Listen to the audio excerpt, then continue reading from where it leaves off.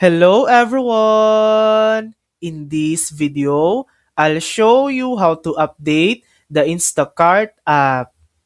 First, open the App Store if you're on iOS or Google Play Store if you're using Android.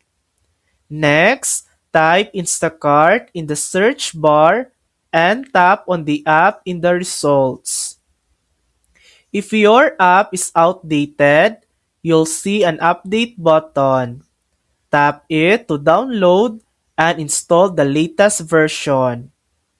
If you only see open, your Instacart app is already up to date.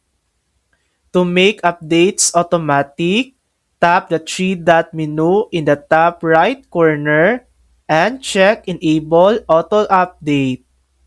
Now, your Instacart app will update automatically whenever a new version is available.